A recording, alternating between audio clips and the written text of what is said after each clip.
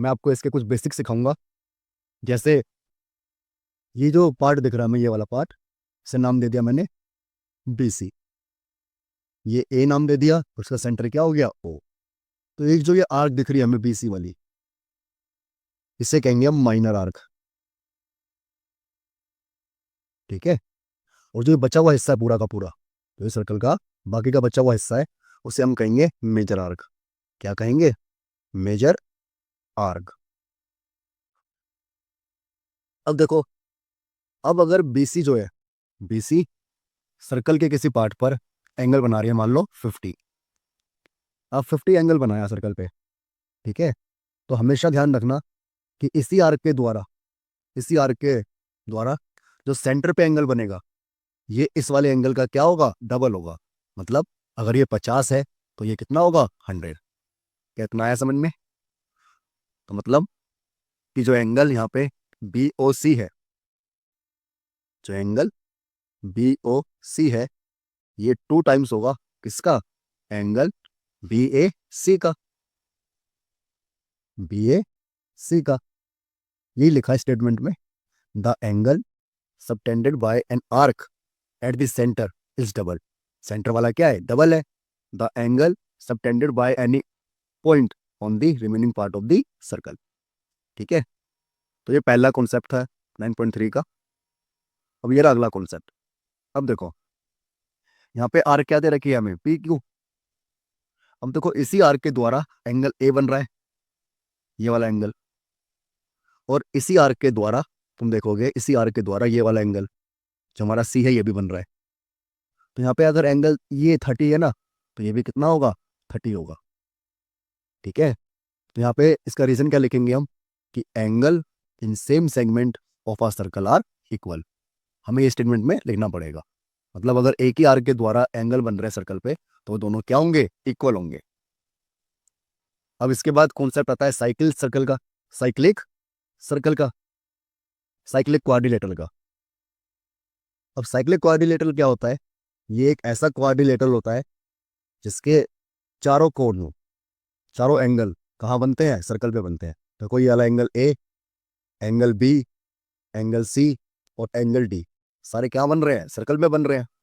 तो जब कभी भी चारों एंगल क्वाड्रिलेटरल के सर्कल में बनते हैं, तो हम उसे कहते हैं साइक्लिक क्वाड्रिलेटरल। ठीक है। अब इसमें हमें सीखना क्या है? इसमें हमें सीखना है कि इसकी जो अपोजिट एंगल है, जैसे A के अपोजिट क्या है? C है। तो जो एंगल अपोजिट है, एंगल A और एंगल C, इन दोनों को मिला के आता है 180। इसी तरह जो एंगल B है और जो एंगल D है, ये दोनों भी क्या है? अपोजिट है। तो एंगल B और एंगल D को मिला के कितना आएगा? 180।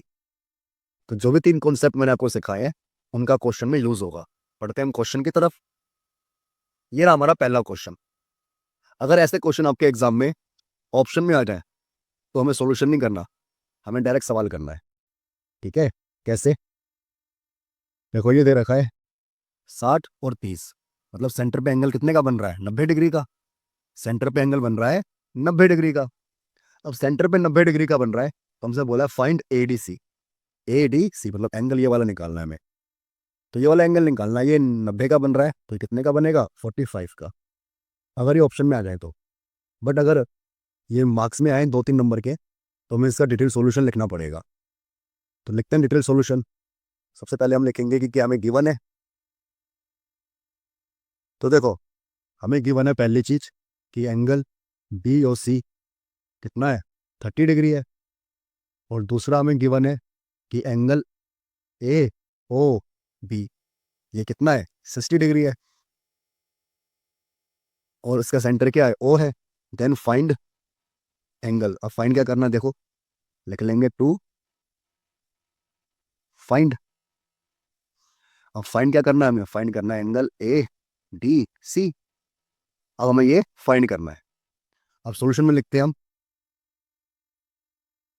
अब सॉल्यूशन में देखो, हमें लिखना पड़ेगा इसमें कि एंगल AOP प्लस में एंगल BOC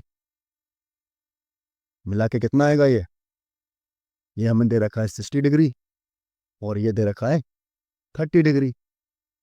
अब देखो एंगल ए ओ बी और बी ओ सी, ये क्या बन रहा है? ये बन रहा है एंगल ए ओ सी। तो इसकी जगह मैं क्या लिख लूंगा? पूरे की जगह मैं लिख लूंगा एंगल ए ओ सी, और ऐड किया तो कितना आ गया? 90 डिग्री। अब angle A O C 90 degree है, तो हम जानते हैं जो ए ओ सी है वो इसके डबल के इक्वल होता है। तो लिखेंगे हम angle A O C double के इक्वल होगा किसके एंगल के? इस वाले एंगल के। देखो एंगल ए डी सी के, तो एंगल ए डी सी लिख लेंगे हम, एंगल ए डी सी। अब यहाँ पे हमें इसका रीजन लिखना पड़ेगा, तो रीजन क्या होगा इसका?